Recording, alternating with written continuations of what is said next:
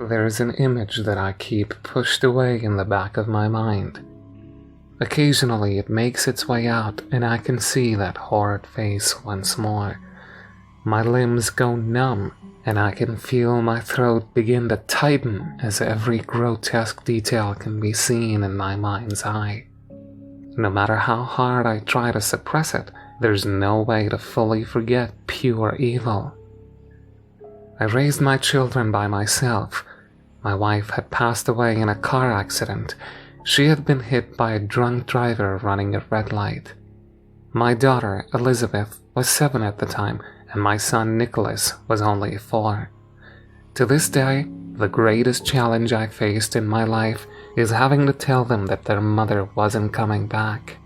Even the day after the funeral, they walked around the house expecting her to jump out from behind a curtain like she was just playing hide and seek the whole time. Perhaps it was due to their young minds being unable to grasp the loss of their mother at the time, but I feel that they just didn't want to believe it. After I received her life insurance, I decided that we needed to move to a different part of our neighborhood. I wanted the children to still attend the same school and have the same friends, but I couldn't stand the bad memories I had in that house. Hardly a night went by when I didn't cry myself to sleep with my hand feeling the empty spot beside me. It took a few months, but we eventually adjusted. Sometimes when they were playing in the backyard, I would catch myself staring at my wife's portrait on the mantel above the fireplace. A smile would cross my face and I would feel a tear run down my cheek.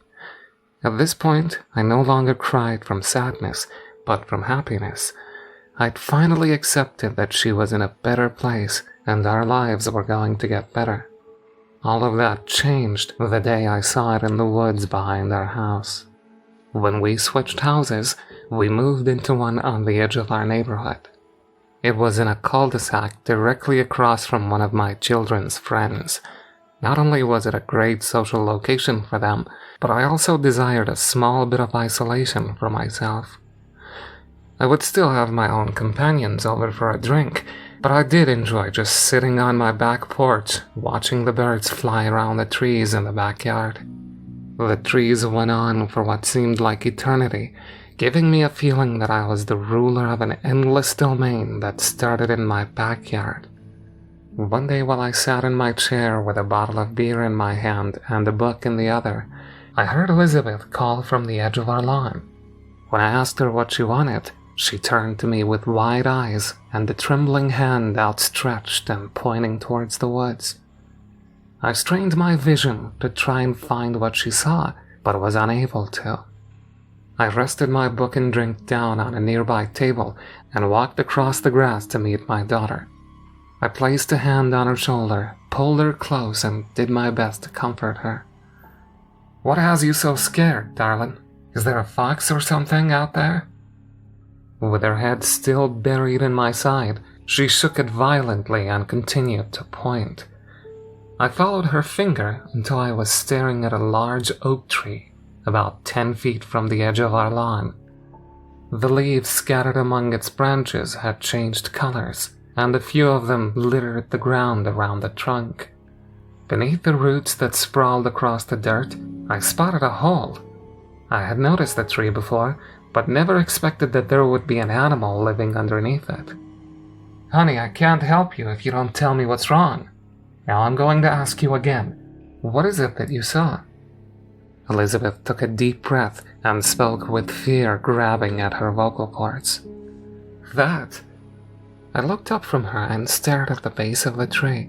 A hand covered in flawed gray skin slowly reached out and clawed at the earth outside of the hole. Long yellow fingernails scratched at the dirt until they dug deep into the damp soil. Now, with proper grip, I heard the creature let out a deep groan as it began to pull itself from the hole.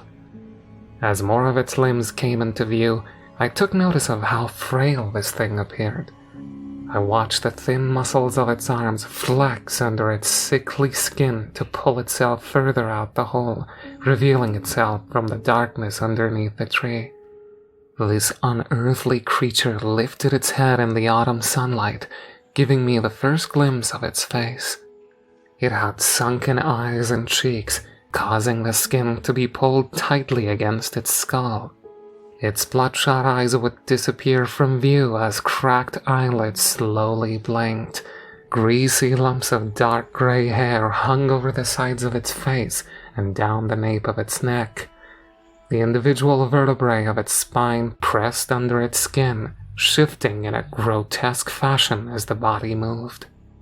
I stood motionless in complete and utter shock. I could no longer hear the birds chirping or the wind in the leaves. The only noise I could hear was its thin and raspy breathing that croaked out of its throat. My daughter's hand had gripped my shirt and squeezed it tight. I could feel her shaking me as if she was trying to tell me something, but I couldn't hear her. My ears soon filled with the piercing shriek that erupted from deep inside this creature as more of its body became exposed in the sunlight. As it continued to scream, the body shook violently and its limbs moved unnaturally.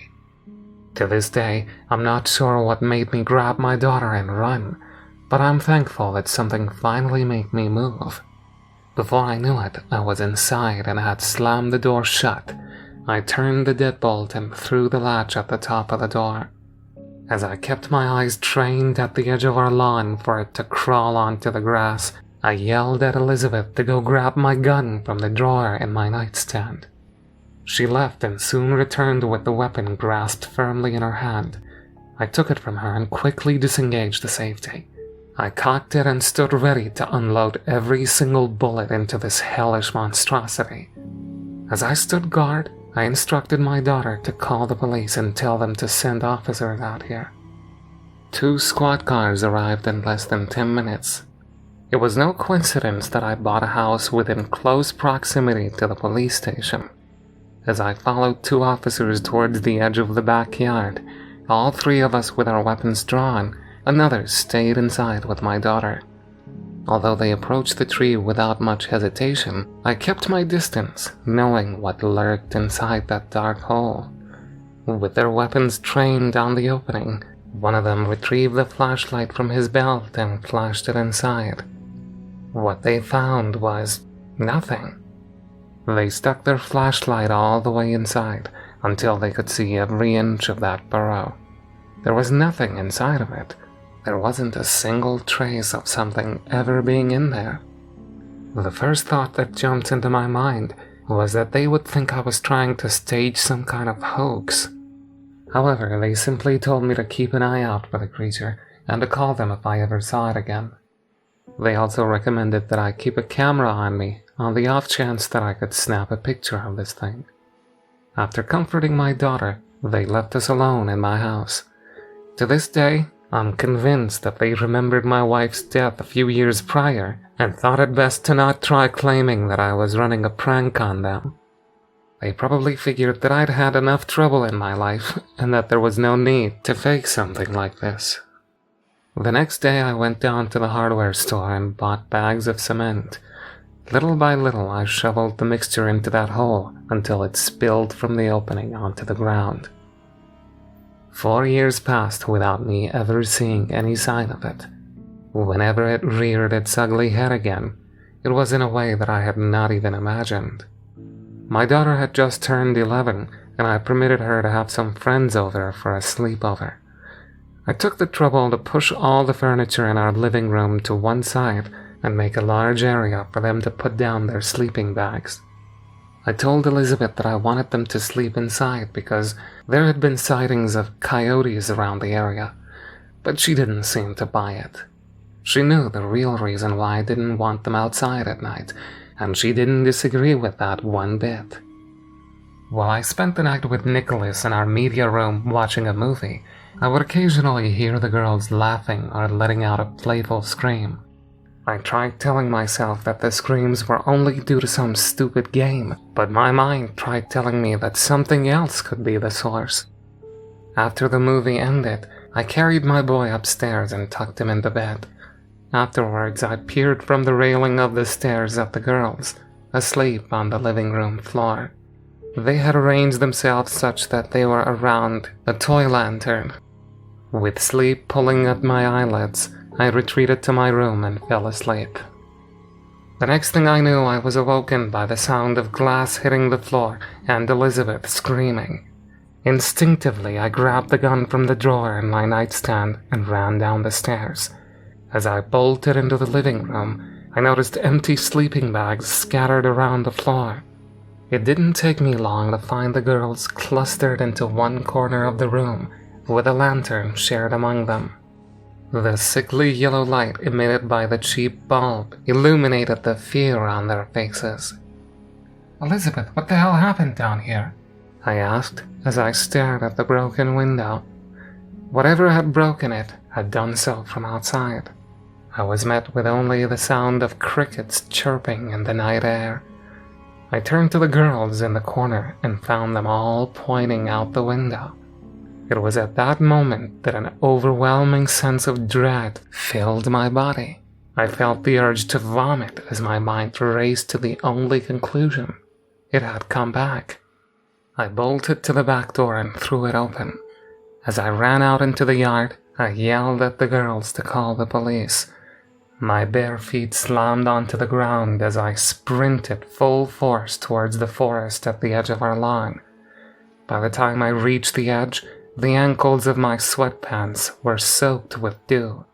Cupping my hands around my mouth, I hollered my daughter's name. The only response I received was my pain-stricken voice echoing back at me. I took in a deep breath and prepared to call for her once more when I stopped. Crawling under a bush just a few feet away, I saw its face for the first time in years. In the milky glow of the moonlight, it slowly clawed at the ground and pulled itself out from under the bush. With each small movement of its appendages, I could hear the cracking of joints and dry leaves scratching against its leathery skin. This thing had taken my daughter, and I wanted nothing more than to grab it by the neck and strangle it, and slowly feel the life leave its body. The only problem was that I couldn't. As much as I wanted to, I found myself unable to move. Compared to the burning hatred I had for this creature, my fear towered over that and kept my movement at bay. Slowly, its mouth opened to reveal pointed, stained teeth. It let out a heavy breath, causing the air around me to suddenly be filled with the horrid stench of rot and decay. As I pulled my shirt over my nose, it began to make a noise. It started as a guttural rumble from deep within the creature. Soon enough, it escaped into the air as a deep croak. This progressively became louder as the noise underwent a grotesque transformation into an ear-piercing shriek.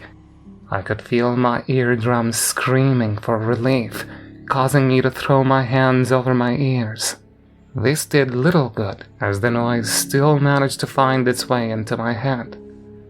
When the noise finally stopped, I lowered my hands and opened my eyes. It was gone. There was no trace that it had ever been there. The ground underneath the bush showed no sign of anything ever being there. I found myself unable to look away from that spot. I'm unsure how long I stood there. It took 3 police officers to shake me back to reality. When I was finally able to break my gaze from that bush, I screamed. I fell to my knees and erupted into a fit of hot tears and screams. I pounded at the ground and grabbed the grass. I expected the officers to try and bring me back to my feet, but they let me continue. It was nearly a week before they found her body. She was almost a mile from the house, deep in the woods. Although I could not bring myself to go out there to view the crime scene, I was given a description of the area later that day. They found her under a thin layer of dried leaves, with her torn and stained clothes tossed around. She had been violated. My little 11-year-old girl had been violated and tortured by whatever the hell this thing was. It took her innocence, her purity, her very existence. The funeral was one of the hardest days of my life. While everyone else cried in the cold November rain, I stood silent and unmoving while staring at the small coffin. All the despair I felt had left my body with the tears I cried for days on end. No matter how much I wanted to cry, I couldn't bring myself to do so. My tear ducts, like my heart and soul, were empty. I'll still visit her gravesite on her birthday. Other than that, I can't bring myself to look at her name engraved in that cold stone. There are no pictures of her anywhere in my home. The sight of her face brings me to my knees and leaves my eyes red with hot tears. I still have pictures of my wife, but this is different.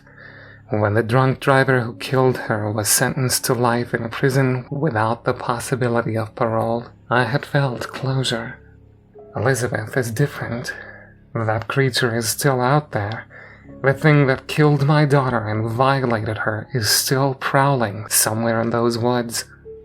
Elizabeth's pictures are neatly packed in a box upstairs. Until the day I find and destroy that thing, I can't stand to look at her face. I feel that I let her down by not attacking that thing that night. My fear got the better of me, and it still haunts me to this day. It's not a guarantee that I would have been able to stop this abomination, but at least I would have done the best I could. Nicholas has grown up. He went to college and got a degree in mechanical engineering. Soon afterwards, he found a girlfriend and eventually got married to her. They had a child a few years later. To this day, I don't let my granddaughter Elizabeth come to visit. I fear that it will rear its ugly head once more if it knows that she's here. Sometimes when I'm lying in bed at night, I think I hear something in the woods. It's always faint, and almost to the point that I think my mind is playing tricks on me. However, I'll listen closely and make out the words that this creature is uttering with its deep, raspy voice. Comus rape. Comus break. Sweet young virgins virtue take. Naked flesh, flowing hair. Her terror screams, they cut the air, but no one hears her there.